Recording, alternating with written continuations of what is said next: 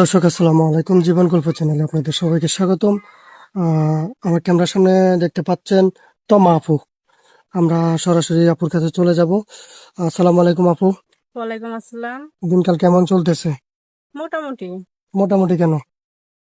আসলাম আপনাদের কাছে একজন মনের মতো মানুষ পাওয়ার জন্য, এখনো কারো সাড়া দেয় নাই। আচ্ছা, আপনি তো মাশাল্লাহ দেখতে অনেক চমৎকার, খুব সুন্দর, তাই না? তো এটা কি আমাদের দুর্ভাগ্য না আপনার দুর্ভাগ্য? আমারই দুর্ভাগ্য। আসলে কি, সুন্দর মেয়েদের কপালটাই খারাপ থাকে। সুন্দর মেয়েদের কপালে কালো জামাই পড়ে না?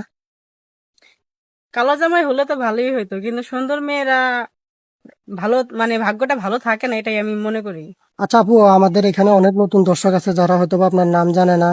ঠিক আছে, নাম ঠিকানা জানে না, আপনি আবার নতুন করে বলবেন। আপনার নাম কি? আমার নাম তমা, গ্রাম গাজীপুর, সুরিচালা গ্রাম।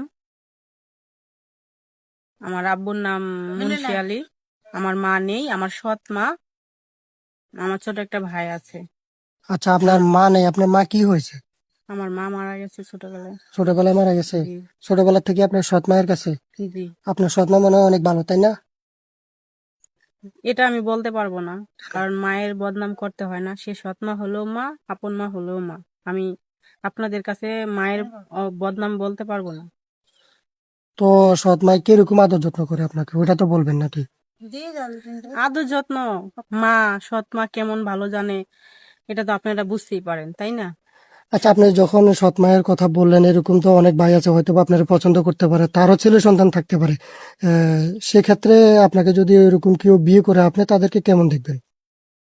আমি যথেষ্ট দেখবো, কারণ আমি সৎ মায়ের ঘরে বড় হয়েছি। আমি বুঝি সৎ মায়ের কি জ্বালা যন্ত্রণা।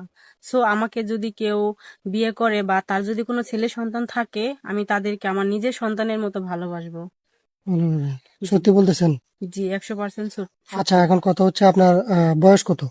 24 বছর। 24 বছর বয়স, আপনি কিরকম সিনিয়র পার্সন চাচ্ছেন? যেমনই হোক, সে যেমনই হোক, আমার মনের মতো হতে হবে। বাট সে আমার দায়িত্ব নিবে, আমাকে কটা ডাল ভাত খাওয়াইয়ে রাখবে। আহ আমার বেশি কিছু চাই না আমি তার কাছে। সে আমাকে একটু সুখে রাখবে, ভালোবাসবে, আমাকে কেয়ার করবে, এটাই, আর কিচ্ছু না। না, অনেক কাকারা আছে 40-50 বছর বয়স, চাচি মারা গেছে, এরকম যদি কেউ আপনাকে পছন্দ করে। আসলে বয়স তো কোনো ব্যাপার না, বয়স শুধু একটা সংখ্যা। মনটাই হচ্ছে সব থেকে, মনটা মানে যদি আপনার কথা সুন্দর হয়। হচ্ছে বয়স যেরকমই হোক, মনটা ভালো হতে হবে, তাই তো? হ্যাঁ, অবশ্যই। তো আচ্ছা, বিয়ের পরে বাসর রাতে স্বামীর কাছে কি চাবেন? আমি তার কাছে কিছুই চাবো না বাসর ঘরে। তার কাছে শুধু বলবো একটাই কথা, যে আমি তোমার কাছে লাল কাপড় পরে আসছি, সাদা কাপড় পরে যেন আমি যেতে পারি। খুব চমৎকার কথা বলছেন। আচ্ছা আপু, এখন আপনাকে পছন্দ করে যদি কেউ যোগাযোগ করতে চায়, কিভাবে যোগাযোগ করবে? আমার তো কোনো ফোন নাই ভাইয়া, আমার কোনো ফোন নাই, আমার এমন কোনো সামর্থ্য নাই যে আমি এই একটা যে- ফোন। এই এই যুগে ফোন নাই বললে এটা মানুষ বিশ্বাস করবে? মানুষ যারা সুখে থাকে তারা বিশ্বাস করবে না, যারা আমার মতো কষ্টে থাকে তারা অবশ্যই বিশ্বাস করবে। যাক, সুন্দর কথা বলছেন। প্রিয় দর্শক, আপনারা এতক্ষণ তো আপুর জীবনের গল্প শুনলেন। আসলে ওনার পার্সোনালি কোনো মোবাইল ফোন নাই, অনেক কষ্টে জীবনযাপন করতেছেন।